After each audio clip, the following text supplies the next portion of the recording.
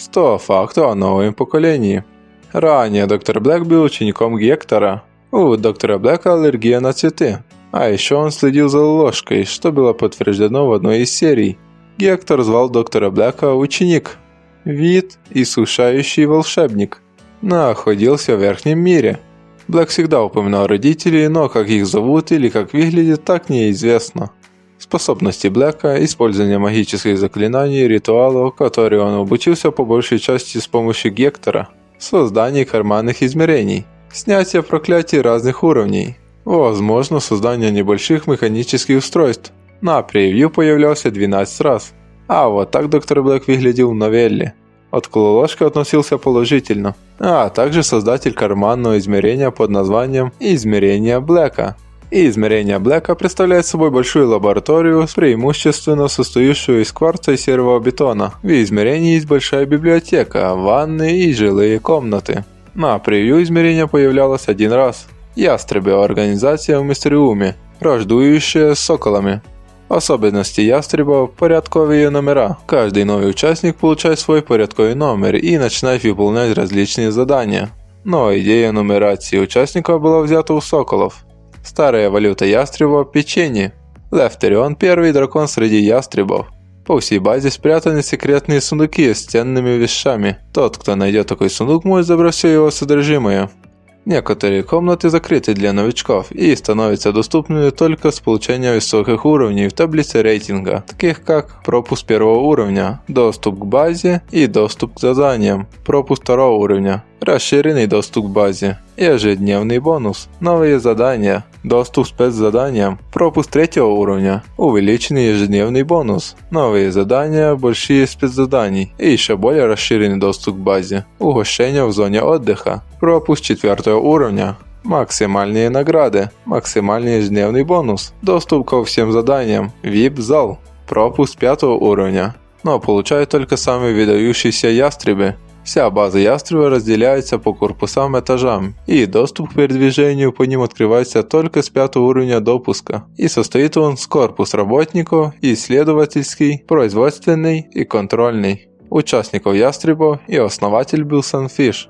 Первое упоминание его имени было в одной из пасхалок, а второе упомянул акула, но сказал лишь две первые буквы его имени – Са, ведь передумал говорить его имя. Sunfish еще был в отряде соколов и Лига Святых. Вид неизвестен и мироходец. В отряде ястреба его звали Первый, Арнир звал Сан, а Великое Пророчество – Владыка Пространства.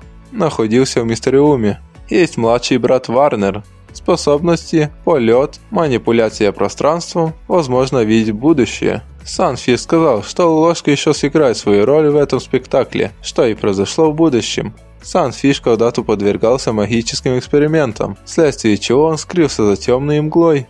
Не является богом, но при этом он крайне могущественное существо. Это четвертый персонаж нового поколения, чья модель была взята не из мода. К ложке относился положительно, а вот вторым основателем был акула. Вид Горб. Находился в Мистериуме. В отряде ястреба все звали акулу вторым. Не любит магии и совсем в ней не разбирается. На превью был показан 2 раза. К ложке относился положительно. Охранник соколов Грибовник, который работал охранником на базе соколов под прикрытием, участвовал в операции по уничтожению соколов. Находился в Мистериуме. К ложке относился положительно. Снегирь, заведующий базу соколов. Его номер 69666. Находился в Мистериуме. К ложке относился отрицательно. Иро любил фрукты. Когда герой дал ему зачарованное золотое яблоко, он съел его и исчез. И если прочесть его имя задом наперед, получится Ори из игры Ori and Blade Forest. На превью появлялся 1 раз. К ложке относился положительно. Для Роны было 2 сестры, старшая и средняя. Вид Лероны – сирена. Способности – магическое пение. И несмотря на то, что ее волосы темные, на всех превью они оранжевого цвета. На превью появлялась 4 раза. Дружила с Горгоной. К ложке относилась положительно. Модель зверя, в которую превращался хранитель подземелья, была создана самими сценаристами. И это первый персонаж нового поколения, чья модель была взята не из мода. Способности. Превращение в зверя во время действия проклятий. Находился в Имморталисе. На превью появлялся 1 раз. К ложке относился положительно. По легенде, Арнир отсчитал от центра мира столько метров, сколько ему было веков, и оставил там печать света. Способности Арнира – создание сфер могущественных предметов, таких как печать света, разрушение любых магических барьеров, огромная сила и мощь, характерна для богов. Энергии печать света хватило, чтобы питать измерения Блэка 207 лет. На превью печать была показана один раз. Арнир – вид бог света. От прозвища Билли великое пророчество звало Вершитель правосудия. Это третий персонаж из нового поколения, чья модель была взята не из мода. К Лолошко относился нейтрально. В честь Арнира была названа цивилизация. Все жители Арнира к Лолошко относились нейтрально.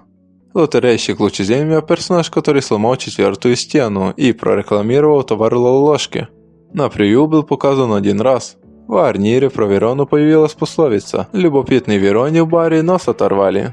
Вид Ариэль находилась в верхнем мире. К Лолошко относилась отрицательно. Варнер – это один из сильнейших антагонистов в сезонах. Варнер сказал: «Все ваши шаги я знал наперед, все ваши действия были известны мне еще при рождении». Это второй персонаж из нового поколения, чья модель была взята не из мода. А также у Варнера были 3 перевоплощения: первая фаза, вторая фаза и третья. Все жители Арнира звали Варнера господин, Лефтерион звал подонок, а вот Арнир звал Дармоед. Вид неизвестен и мироходец. Находится в верхнем мире. Способности: полет, создание прочных магических щитов, видение будущего, телепортация других, превращение в других существ, создание измерений, огромные познания в области магии, способности мироходца. На превью был показан 4 раза, а вот так Варнер выглядел в новелле. К Лолошко относился отрицательно. Слово «Междумирец» не является его именем, это название его расы. Великое пророчество звало Междумирца Повелитель Времени, находился в пустоши. Способности Междумирца, перемещение между мирами, невосприимчивость к пустоте, манипуляции со временем, видение будущего. Новое поколение – это первый сюжетный сезон, в котором присутствует система пасхалок. По данным вопроса, для большинства людей любимым персонажем из нового поколения – это Горбатик, набравший 51 голосов. На втором месте Доктор Блэк, набравший 33, а на четвертом Лефтерион и Гектор, 29 голосов. Идея создания полноценного сюжетного сезона пришла Андрею и Роману во время отдыха в одном из заведений в 2020 году, но идею стали реализовывать только спустя год. На момент конца 13 огней, новое поколение с текущим уровнем развития могло бы уместиться в 15-20 серий. А вот так Лолошко выглядел в новелле.